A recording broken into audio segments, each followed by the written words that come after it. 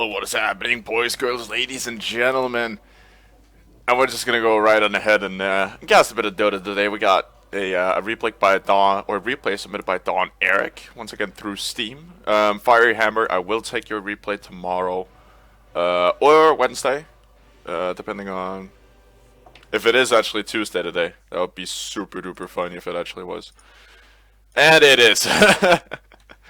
Oh, Jesus. Yeah, I have lost all track of time completely. But yeah, I should hopefully be able to take your game tomorrow. Before I have to go do some work again. But, regardless, let's not focus too much on that. Let's just focus on the task at hand, and that is to get through this game with the Tide Hunter, Elder Titan, and Juggernaut. I'm assuming that the Elder Titan might have been a random. Actually, they all were. Yeah, Elder Titan, he is going to repick. It's a very, very difficult hero to play if it's just a first time play. And he's going to be replacing it with a Nature's Prophet. All the picks coming out at once. And this is going to be one heck of a game. I see some very, very big team fight ults here. And also a couple of fun stoppers. Like this silencer. Just stops the fun. And Fiery Hammer is actually there as well with his techies. So, yeah. I'm going to be doing your game tomorrow, the one you sent me, though. But anyway, it's going to be introducing all the heroes here. Of course, Fiery Hammer going up to that top lane immediately on his techies. Want to be getting a couple of mines down before everybody gets to their lanes. We got Axe as well. Probably, it's looking like a semi-jungle build, so it's probably like a jungle Axe or something like that. Pudge is obviously going to be going to the mid lane. Rape Facious? I don't know. It's going to be playing him. Theta? I can't pronounce that. It's on the Axe, and last but not least. Oh, gonna suck. Gonna fuck. What? Gonna fuck this? Oh my word. Bobkey is on the Juggernaut, anyway. Tide Hunter is gonna be played by Mr. Guru. If you count that little R there, otherwise it's just Mr. Goo. Pudge is gonna be hooking up Melphis on the Queen of Pain here. And yeah, she should be pretty fine. We got Mr. Silencer, played by Batoon, who's almost gonna go out and die. Fiery Hammer. He's just, I think he actually went for a second mine there. He's not gonna be able to get it, and he's gonna have to play up against maybe like a semi-aggro tri-lane here. We do have, yeah, of course, Batoon on the Silencer, Lavara on the Bane, and Epic on the Nature's Prophet, who's probably gonna be doing his little jungle dance here. But yeah, Techies, he's going to be having a rough time up in this lane. Just genuinely, Silencer harassed. There are two ranged heroes up here. And the Mana Drain coming out from the Curse of the Silent. And they already got the wards down. So he's not going to be having a good time with the mines up here. Nature's Prophet should have a relatively safe jungle, as there are no real gankers besides Pudge. Though almost first blood on mid. He's actually going to go get it. My word, Pudge, what a start to this game. And on a Blinking hero as well. That's probably the hardest. Playing up against Blinking heroes on a Pudge. You always want to make sure that you have enough mana for Blink when you're playing a Blinking hero, especially up against a Pudge.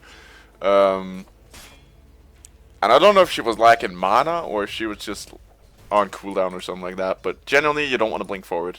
Pool Camp has been blocked. Pool Camp has been blocked here. They should probably try to deward that if possible.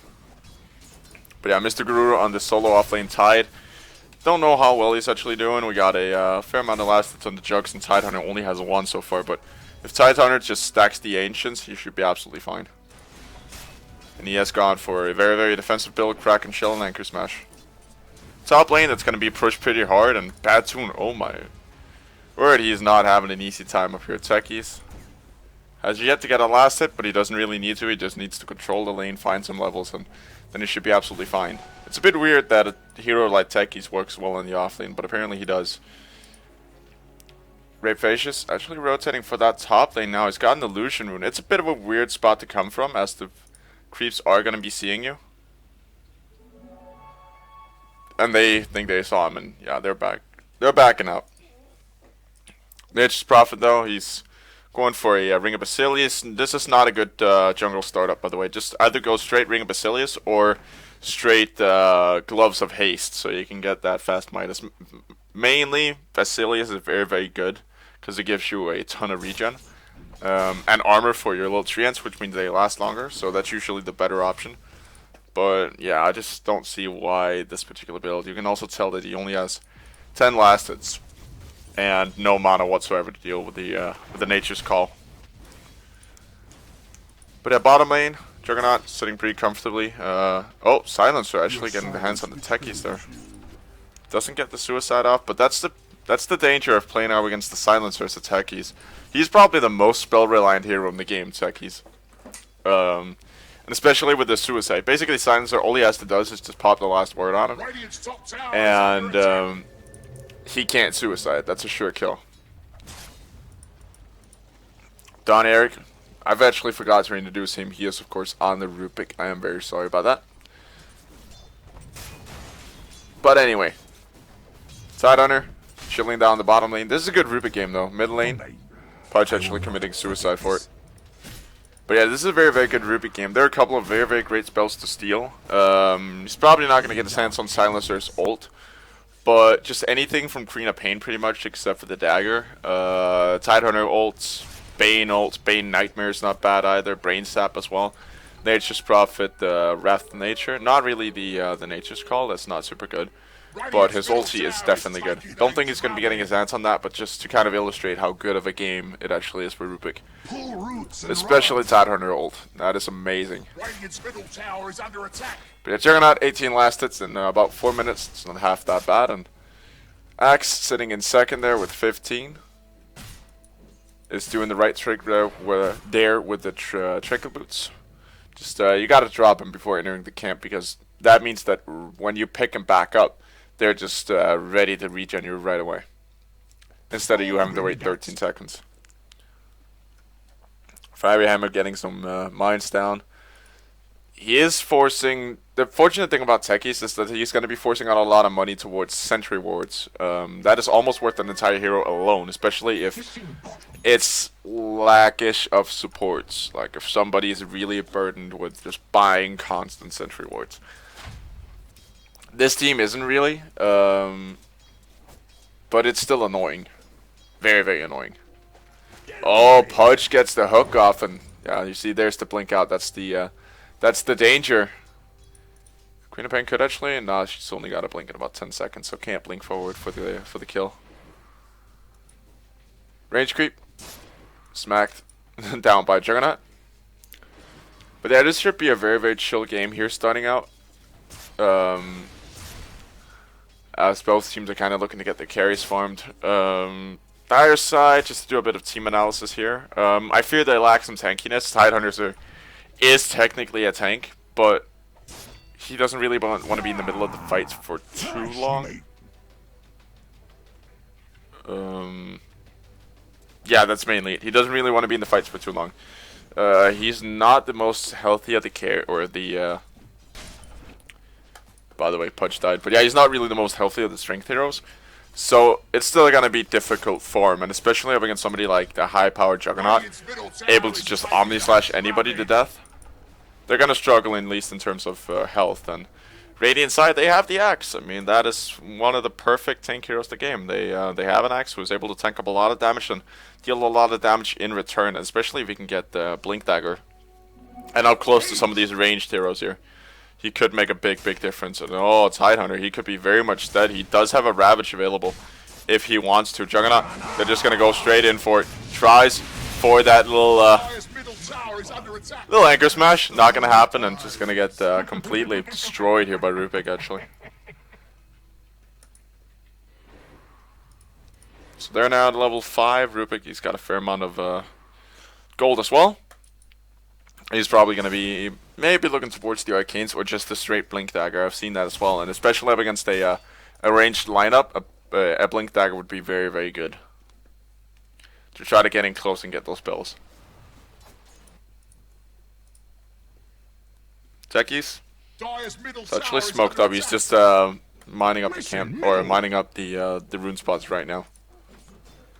Epic, the Nature's Prophet, trying to deal with some of these stacks. 27 last hits. His GPM is actually pretty not good. He's got about 200 right now. You really want more, but that's because of that weird starting build he went with. Usually you just want the Ring of Basilius and a bunch of Tangos, but then again, I can kind of understand that he went this way, because one thing I forgot, he tried to take an Elder Titan first. Oh, there goes the ulti. Don Eric getting stunned up by it. He cannot steal a spell yet. Queen of Pain blinking forward. Does not get the Scream of Pain off. Juggernaut trying for the TP. Is he going to make it? Yes, he is. Oh my word. Had she just done the Scream slightly later, that would have been enough. Because Juggernaut just popped the Blade Fury right when she popped her Scream Pain. Of course, magic damage, and that right there is a small time BKB, the Blade Fury. You really want to TP with the Blade Fury usually, but I feel that juke was appropriate, seeing the fact that he had 2 heroes on his ass. And looks like this is going to be a Battle Fury Juggernaut. I don't mind it, seeing the fact that he needs a lot of farm to be able to carry this team, as they are relatively low damage heroes, all of them. He needs some extra amount of farm to actually build some of those damage items. Plus, it's going to help him out in lane as well. But yeah, going for a bit of a strange build here, actually maxing the Blade Fury first. It's not that great to go with that first. You really only want 1 point into it, because it's the duration that matters. Generally, yeah, 1 point in Blade Fury and just altering between, maybe, yeah, also 1 point in the Healing Ward, and then just altering between stats and Blade Dance. Top lane, Bard's actually rotting down Bane here. And Silencer trying to help him out by popping the global ult, but not gonna happen. But I usually just want 1 point in the Blade Fury, and just alternate between Blade Dance and your stats for a good little while, and then you just pop your Healing Ward like at level 6 or 7, or if you feel that you're getting heavily harassed in lane. That's pretty much all there is to it. I usually never pop any points in the Blade Fury until the last couple of levels, the last 3. In total, like level 22 to 25. Because generally, it's not a very good spell. Like, it's good for getting out and CPing out, and generally preventing you from getting stunned or something like that. And something like that. But it doesn't scale very well. As you can see, it only scales by 20 every time. Pudge now up in that top lane again. Axe is there with him, but with no Blink Dagger. Oh, that hook almost on point.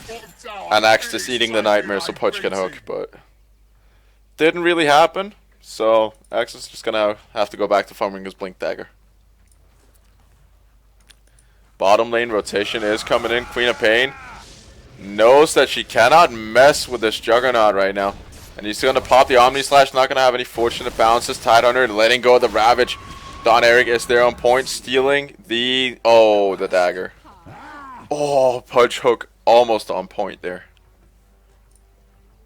But that Tidehunter, he just needs, every single time he ultis, he needs to pop the Anchor Smash. Like, that's just a given. That's how you play up against the Rubik. You really want to pop the Anchor Smash right as the Ravage goes. Oh, bye-bye, techies. Yeah, Invoker. Oh, not Invoker. Silencer. Having his hands full up on this top lane, but making the best of it. He's got about 30 last hits and 2 kills. Not a whole lot of last hits. His farm is not that great. But Radiant's middle tower is under attack. I mean, yeah, it's just his farm is just not that great. But then again, he's been sharing with Bane. Oh my word, those mines! Radiant's top tower is under attack. That would be enough. Blow him. Oh, almost. One more hit. It's gonna be enough. Techies gets the kill. Nicely done on those mines. And what did I see? Double kill. Oh, Techies actually getting another kill off the Queen of Pain there. I saw something big getting purchased. That's probably the Arcane Boots. Boy, Dire's bottom tower is taking a beating. Yeah, it was just the Arcane Boots. I thought that was something big. But yeah, anyway. Juggernaut got his face boots as well. Actually not going to be committing to the full Battle Fury just yet. he does need to get about the like the 18-19 minute mark, but that's not it's not super hard. 55 last hits on Jokin. He has only died once, so he should be fine. But I do not agree with this skill build. Blink Dagger out from Tidehunter is able to pop that Ravage a lot more efficiently. Axe, of course, also has a Blink Dagger. Now the fighter erupts down the bottom lane. Juggernaut, he wants to get the tower. Is going to just try to commit through it, but Nature's Prophet denies it, and he will get destroyed. Pudge, a bit of a risky hook there. He's got 4 heroes on his tail. Can they reinitiate? They have an axe, and he's just waiting there in the woods. He needs backup, though, to arrive, which should also come in the form of a tech keys. Basically, call into suicide. It's absolutely amazing. Tidehunter's back down there, and he has a Ravage with him this time. This is not a fight they want to take. There are barely any ultis missing. And now Pudge is going to get found. Axe, going to pop it. Going to try for the Berserker's Call, but the Tidehunter Ravage in return. Rubik, though, gets the Fiend's Grip. Oh, Axe? He's inside the woods. They can't fight him. He juked. And just going to be blinking into the tree line and getting back out. Juggernaut still down here. But nothing he can really do about this push. Bottom tower is under attack. Radiant forts have been fortified. Nice ult, or not nice ulti, nice call from Axe first of all, and good counter initiation on the Ravage by Tidehunter. Boy, Radiant's bottom tower is fallen.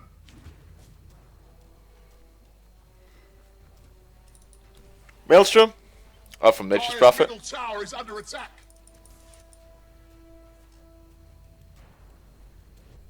So he's going to be committing to more of a pushing lineup. It's not gonna, oh my word.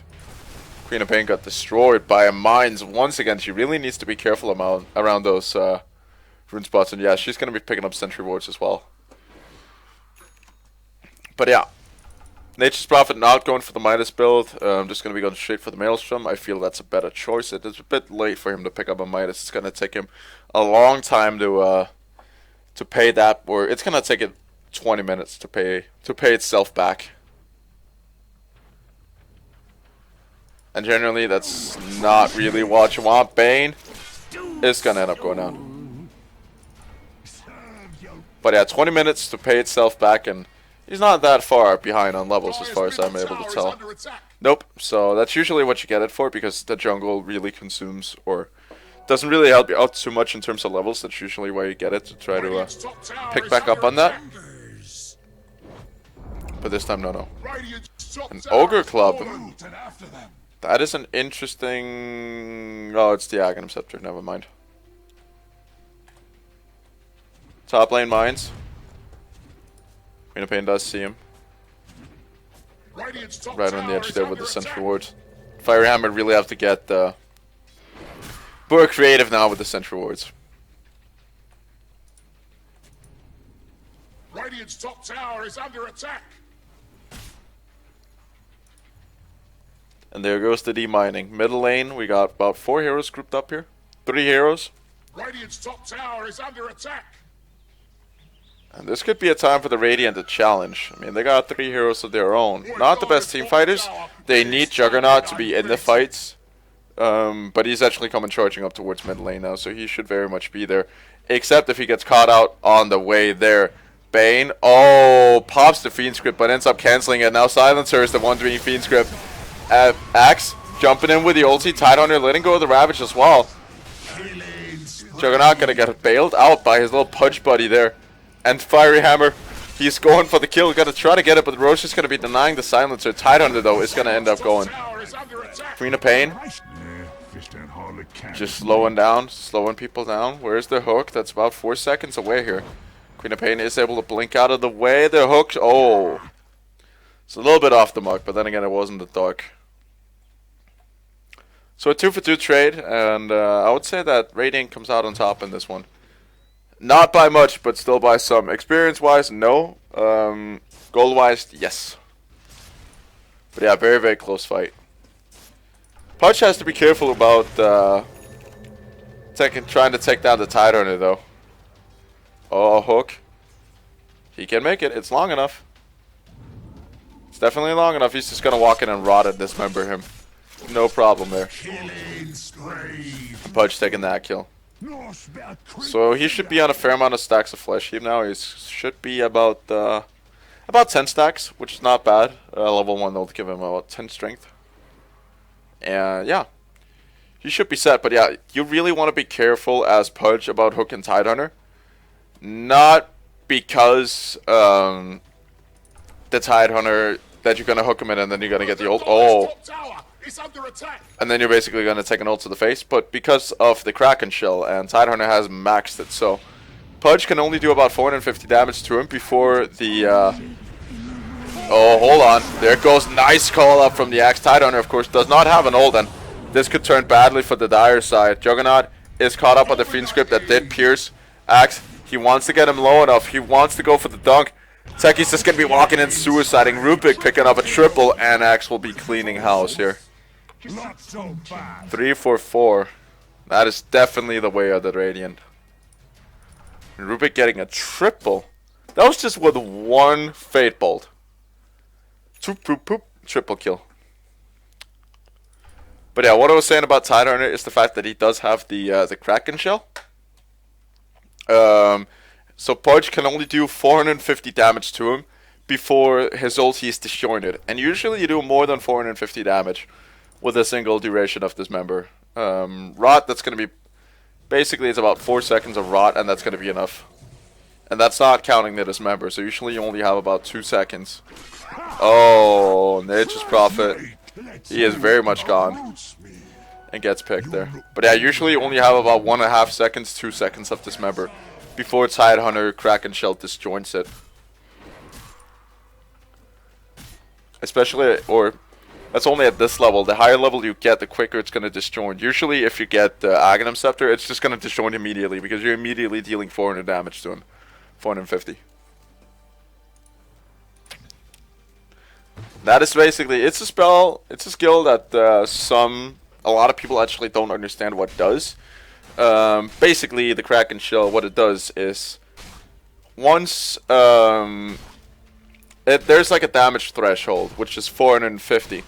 Once that damage threshold is reached, Tidehunter, the Kraken Shell, disjoints, or not disjoints, debuffs all spells. Queen of Pain, bye-bye. Gets cleaned up, but yeah, it removes all negative status effects, buffs, etc. From Tidehunter. So, let's say he is being ticked down by... I don't know if it actually disjoints Doom. I can't remember. But anyway, let's just say Pudge. If he deals 450 damage to him in less than 6 seconds, Tidehunter's gonna die. Or not Tidehunter's gonna die. Tidehunter's gonna disjoint and Pudge probably is gonna die. Which is why he has to be super duper careful. Techies. Oh my word. Yeah. Pudge on a killing spree now. I don't understand the trash talk coming out from Nature's Prophet because this Pudge is on fire currently. He's 8-4-3. He's got 9 stacks of flesh heap. And that's only going to get better. 20 minutes, 8 kills. That's not a bad score.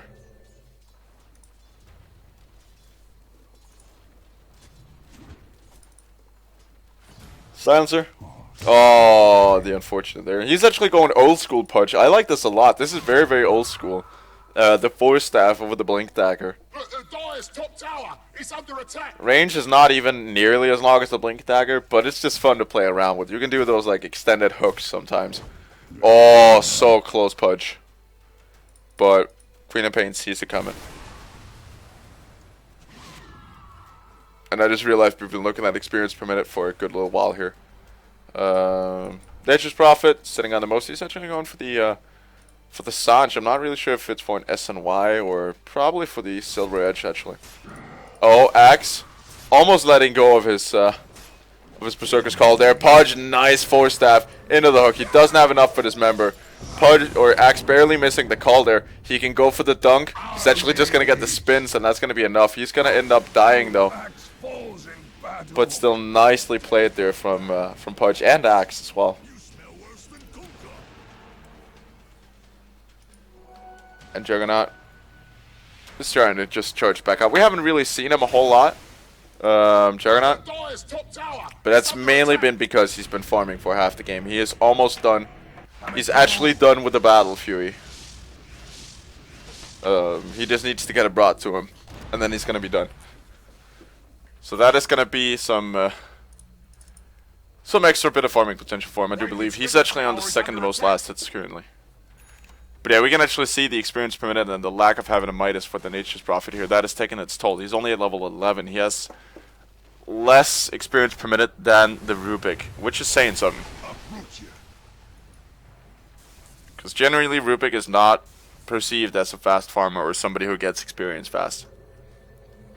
Axe, though, he's sitting at the top of everything. He's been in basically every single team fight and has lived through most of them. He's only died twice.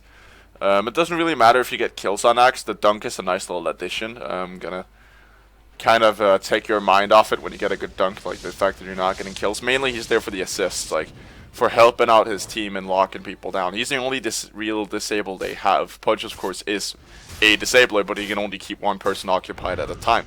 So that is trading 1 for 1. Axe trades 1 for 5 sometimes. And with the techies nearby who can just run in and suicide, that's even better. This is one of the times where I would consider blinking techies to be a legit strat. Like, just Axe jumps in first, does the Berserker's Call, techies blinks on top of him, does the suicide. That is way too much damage still right off the bat. That is 1,150, or 1,150. And that should be enough to bring down almost every single player, pretty much. Oh, nicely done there. The hook from Pudge, and in comes Tidon. He doesn't get the call off here immediately. Global ult has been popped. Axe trying to chase, but they don't really need to chase. They haven't lost anybody. And oh my word, Rubik needs to be able to get out of there. There it is. Queen of Pain missing the ulti because of the Rubik blink. And Radiant, they should be satisfied. They make do with the Bane here and don't lose anybody, so they should be absolutely fine. But yeah, Juggernaut, with that newfound love for the Battle Fury.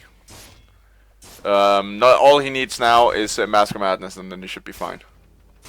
Like, the usual build for Juggernaut is Mask of Madness and Mjolnir. I'm not a huge fan of the Battle Fury, just because it takes such a long time to farm. But I can see it being useful sometimes. Hook almost on point there, and looks like Pudgy's going for that quick Aghanim Scepter. Yeah, Pudgy's going to be trying a second time here, I think. He's got it there. He's got it available. Axe is there to help him out as well. Goes for the hook. Oh, gets a creep. So damn close. And Tidehunter is now in it to try to take him. Force Staff back down. Axe could just go suicide mode and just try for it. Oh, splits the rackets again. This Pudge is not lucky with those blind hooks. But yeah, in the meantime, on mid lane, the middle lane tower is being pressured here. Nature's Prophet should have the silver edge coming right up here. Once again, I'm not a big fan of the item. I feel it's a bit of a waste. Sanj doesn't really do much for Prophet, but here goes Axe, just gonna be chopping Bane to pieces, dismembering him, beheading him is probably what it is. Or just cleaving him in two. Yeah, Axe playing super duper well. I always enjoy to see a good Axe. Tidehunter, it's not the problem that the Tidehunter, with the Tidehunter ult the Ravage. There's just nothing to follow it up with. Like, Ravage is good in combo. It's not good on its own. Usually you want a Witch Doctor or something like that to combo it up with. Or somebody who can take advantage of the Ravage. Black Hole is one, like not Rubik. Enigma, that's the one I'm looking for. That can usually, those guys can usually benefit from the Ravage because it enables them to get an easy setup. Darkseer as well is actually very good the other way around. Darkseer blinks in first, vacuums, Tidehunter drops in and Ravages. That is also another combo, a very, very neat combo. Magnus as well, not a bad pickup. Shaker, there are a lot of good options, but I really feel that it's a bit too weak of a setup for Tidehunter, this dire side. Of course, they do have the Sonic Wave, which is really, really good. Pure damage rips right through everything, but it's not super good. There I feel that Radiant, they have the upper hand. Oh, the hook actually gets it. Nicely done, but doesn't get the dismember on time. But very, very nice hook there. I can appreciate that. But anyway, Techies is one guy that you can combo up with Axe properly. And he's actually gone for the Force Staff, which I like a lot. It's also another way of getting in without sacrificing in terms of what you buy. Like, Blink Dagger technically doesn't benefit a mining Techies. Force Staff does. Like, it gives you extra intelligence and a bit of HP regen. So that's one way of doing it. I could see a Yule Scepter still being a thing for him. Yeah, it's got the Sage's Mask, so I'm thinking that that might also be the option for him. Mine. And they can see Techie's mining now. Silencer, going for the Orchid. 28 minutes in, that is a very, very late Orchid. His last hits are not that good either. He's actually second to last. Dyer's top tower's just died. Yeah, well, sad really. I heard that tower had kids. Yeah, the Bristleback announcer absolutely love it if you guys are actually hearing it right now. That is weird ass tower. But yeah. Or not tower, announcer. But anyway, Juggernaut has found himself a nice little Vladimir's offering here. Not what I would have gone for. Ooh, Pudgy Pudge. Getting the Queen of Pain on mid with some help of the mines. But yeah, he's been on fire so far, this Pudge. Has missed a fair amount of hooks, you can say that, but those were like blind hooks. Those were the hooks into nothing. And you can't really pin that on him for trying. But anyway, I don't really like the Vladimir's offering choice here from Juggernaut because I really feel he needs more attack speed. He's not attacking very fast, which means that his farming capabilities are limited as well. He needs more attack speed. He needs something to give him an edge, to say the least. And Mask of Madness does that when you're farming. But then again, the Vladimir's offering does benefit the entire team. There's just not really a whole lot who needs it, the Vlads. Like, had he had some other right-clicker on his team, let's say a, who can we say? Yeah, I'm looking at, thinking about PA right now, but Juggernaut and PA don't really synergize super duper well. But yeah, something like a Slark or somebody who would benefit as well from lifesteal, it would help them out greatly. To have a Vlad. To say that there was an Abaddon, but then again, that would be the Abaddon buying the Vlads and not the Juggernaut. You really want it to stack, if possible, with other forms of lifesteal the Vladimir's offering. That's why you sometimes pick an Abaddon, and then the friendly carrier still gets lifesteal, but that's only because he has more, if that's the case. Oh, bye-bye Nature's Prophet, moving in for the kill here. They get the dust on him. There's no Shadow Blade for you, my friend. And he's gonna get cleaned up. Axe gets the dunk in. And a nice little steal there from Rubik. Getting his hands on the Wrath of Nature. Radiant's middle tower is taking a drubbing. Radiant's middle tower is So, middle tower's gone for the Radiant. They don't have any tier 1s left. The Iris still have their one tier 1 mid. And, yeah. 30 minutes into the game. 22 for 14.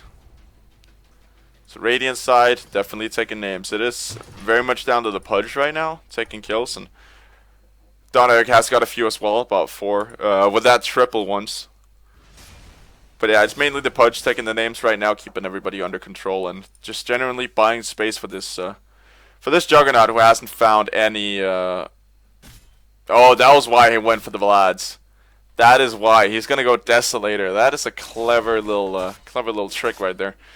Lifesteal and Desolators don't stack unless it's a Vladimir's offering. Very, very clever. Tidehunter though, making the one mistake I had hoped that he wouldn't make, going for the straight refresher. He just doesn't have enough mana for it. Oh, Pudge, that is a very, very aggressive Force Staff right there. Gets the Bane off immediately. Tidehunter, one Ravage done. Going for the second, doesn't have enough mana. There it is, pops the Arcane Boots. Does have enough, but doesn't have to let go of it. And it's going to be a 3-for-1. And Techies has to back out now.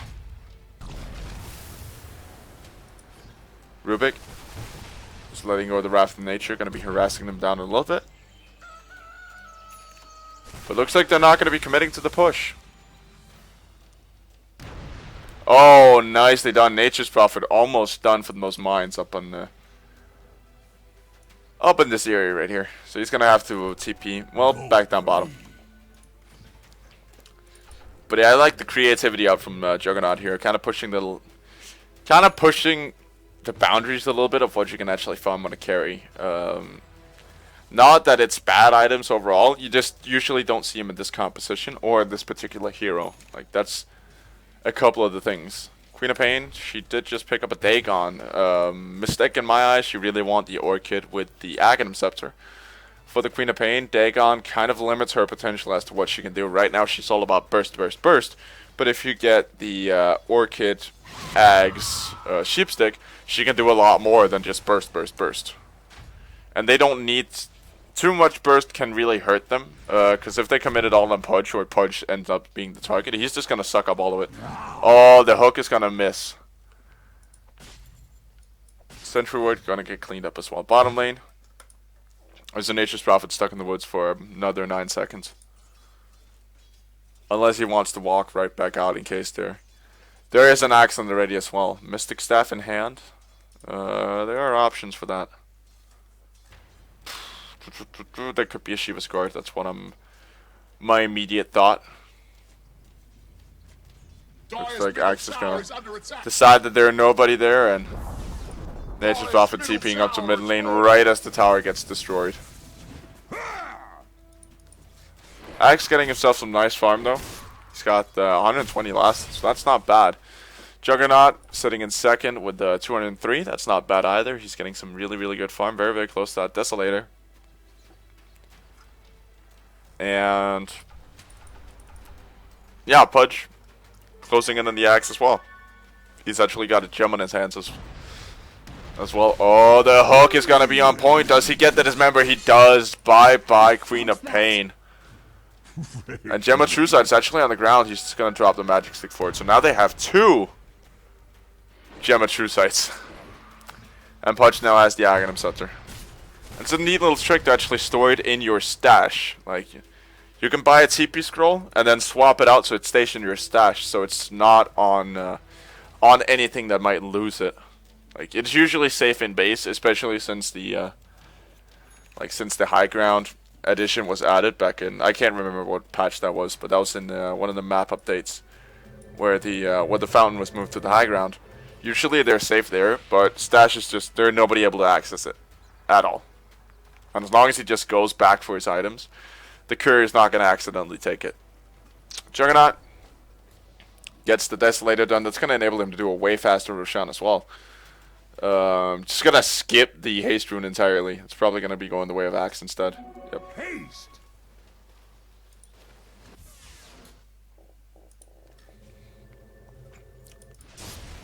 But yeah, the thing is that Deso doesn't cleave. You got to keep that in mind though. Deso doesn't cleave. Oh, the Force Staff again onto the Queen of Pain. This Pudge has just been all over her. Usually Blinking Heroes are a very, very efficient way to get rid of Pudge, but this guy is on point every single time with his dismembers and his hooks. At least the ones he can see. It's a whole different situation when you consider the ones that he can't see.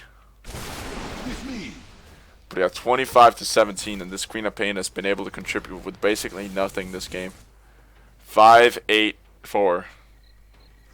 That's not a good score when you are responsible for 1/3 of your team's deaths. But yeah, Tidehunter, I still feel it's a bit of a mistake going straight for the refresher. You really want to Shiva's Guard first, just to make sure, just to limit the amount of buttons you have to push, because usually you have to Arcane before popping the second Ravage. Which is something you can do, but if you forget, it's a terrible disaster and can really mess up your timing.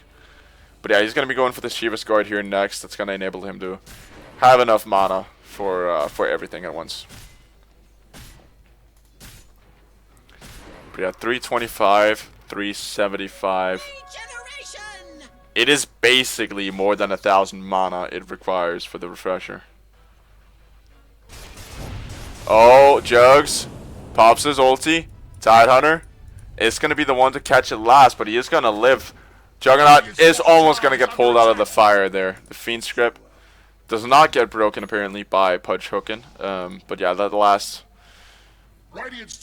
little thing called a glaive hit. boomerang hit, whatever, was enough.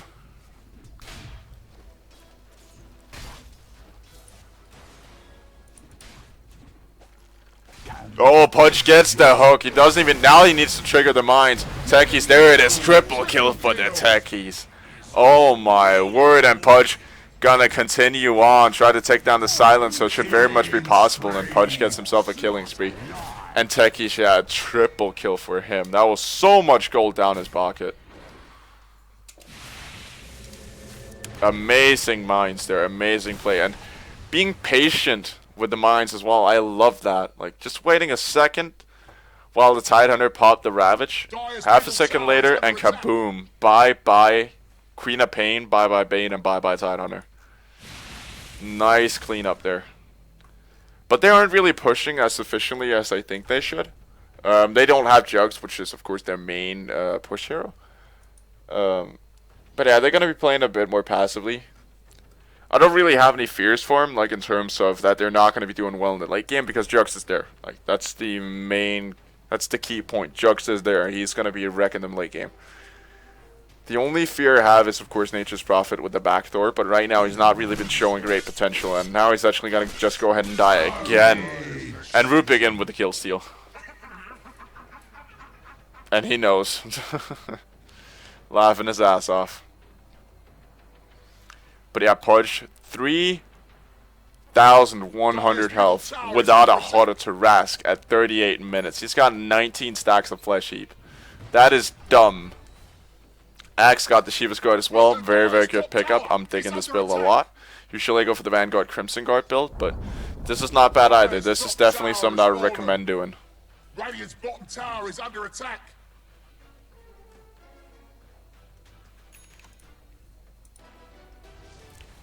Rubik. He's got the BKB in hand, Blink Dagger BKB, and the Arcane Boots.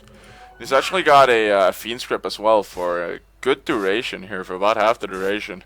It's about 153 more minutes, pretty much at least. He has the Fiend Script, and it's a super good spell to steal. There are no BKBs right now on this dire side. There needs to be. But they aren't there yet. Silencer going for the Aghanim Scepter. Once again, I feel it's a bit of a wasted pickup. The Refresher is way better on Silencer. Way, way better. The Aghanim Scepter only gives you about 1 more second of duration. Of course, it stops all item use. But then again, these guys, they don't really need the items that badly. Like, it should stop item use as far as I actually remember. I'm not entirely positive. We'll see when he gets around to it. But that's just what I remember. And Tekis has mined up this dire jungle so damn efficiently. You can see mines all over the place there.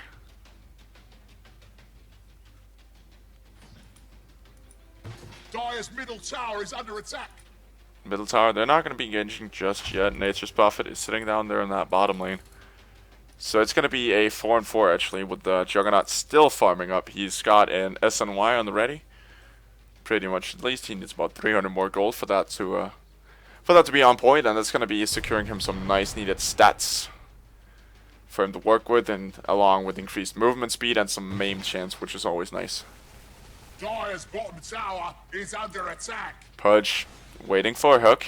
He's not going to find it just yet. Going to cancel it right as it goes. They do see him though, so that's why they're so precautious of, or taking their precautions with that lane, with that jungle steps.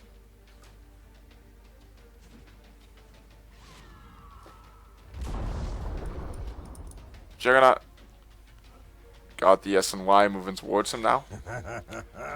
So he's closing in on a fair amount of slots here. Axe could be a BKB. He's going for it with that Ochre Club. I don't think he has a lot of other options but that.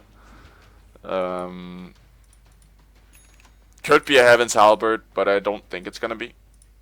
Yeah, Sanjin to Heaven's Halberd. It's not a bad pickup for Axe. This gives you a bit of evasion plus the ability to disarm somebody, but I'm thinking that this is going to be the BKB. And that's what this Radiant side does well. Does very, very good as well. They got a lot of BKBs working. Or at least one so far on the Rubik, but it can get better. Tidehunter purchased a gem. It's still not he still doesn't have enough mana for the full wombo combo. That's why you really want the Shiva's Guard first. Or you're just gonna have to have some other mana item, Pudge, hooks and invis here. Nature's Prophet is gonna be running down the steps. Pudge should be able to get back out. There was a global silence popped. So there's the problem. It is not available. Nature's Prophet getting called here as well.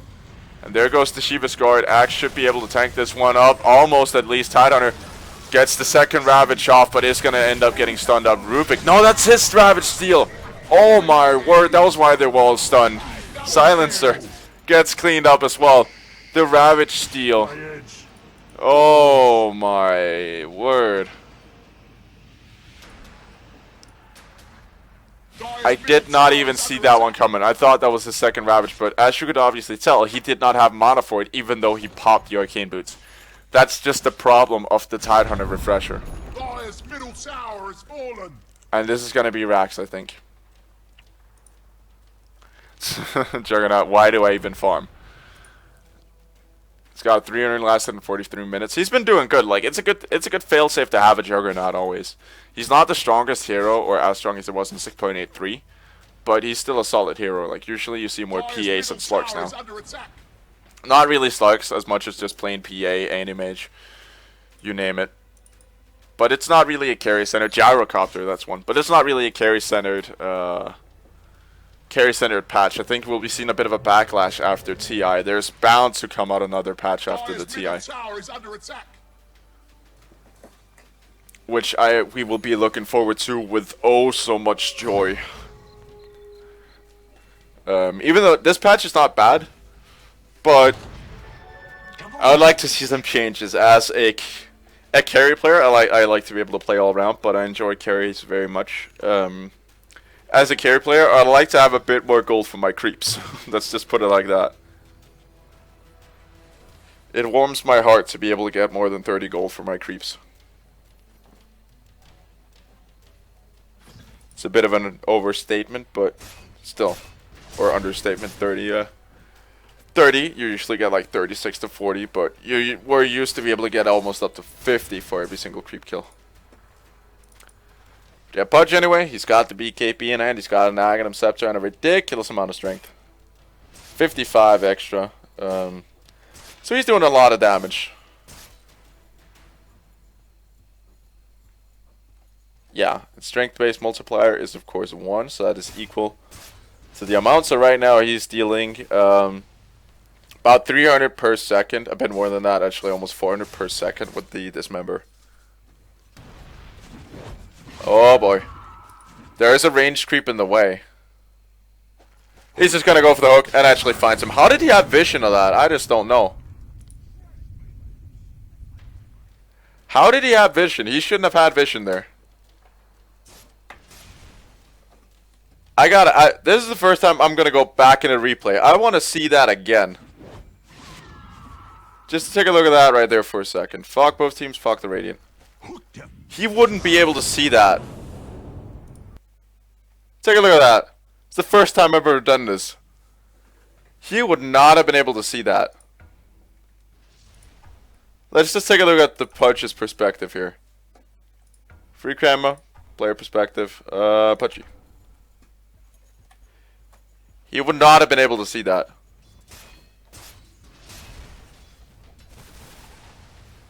Now he has vision. The creeps are there. But he doesn't see anybody on the dire side. Now he sees them. And there the fuck goes away. That is just a good ass hook right there. That was amazing. Oh my. Damn, I can appreciate that so much. I can appreciate that very much. One of those hooks right there. Bottom lane. TPs are coming in from the Juggernaut. That was instant replay that right there. That's the first time I've ever done an instant replay. Should edit this video up and do something cool for it. Probably not gonna. It's gonna take too long time to render. Illusion. as I only have a about a 1.8 to 2.4 gigahertz processor. So it's gonna take one hell of a long time to render.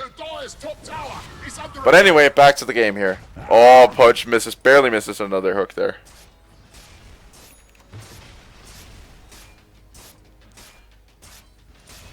Techies.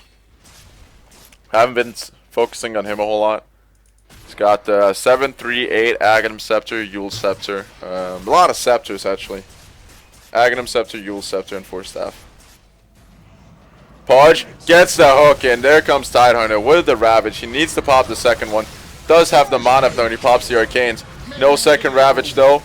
There it is. That's the second Ravage. Rubik has got the Fiend's Grip with the BKB. Bane is going to end up going down.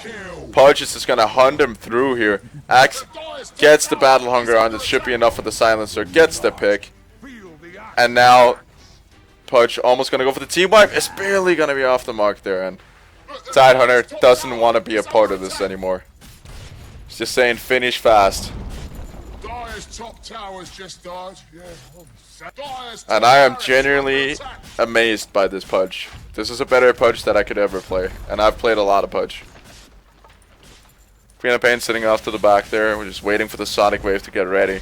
It's not going to be able to do enough though. Pudge just has too much HP. And now they're turning their attention towards the middle lane, where Juggernaut has been ever so patiently pushing the lane in. Now it's going to mean the Rax. Second lane of Rax, and with Juggernaut's Desolator, that's going to go infinitely faster.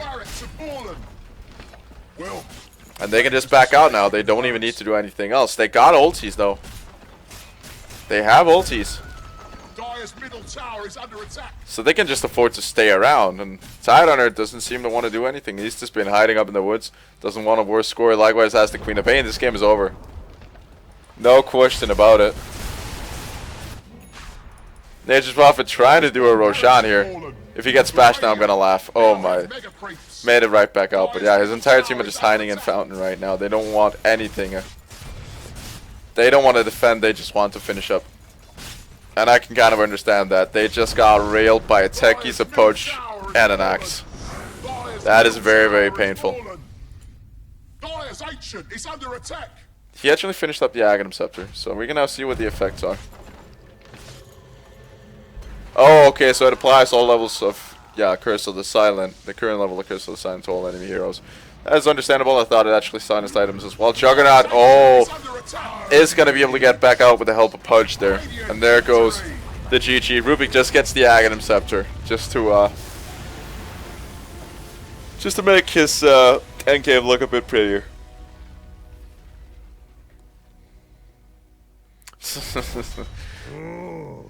It is technically true what the Juggernaut is saying. Farmed is fucking useless as fuck.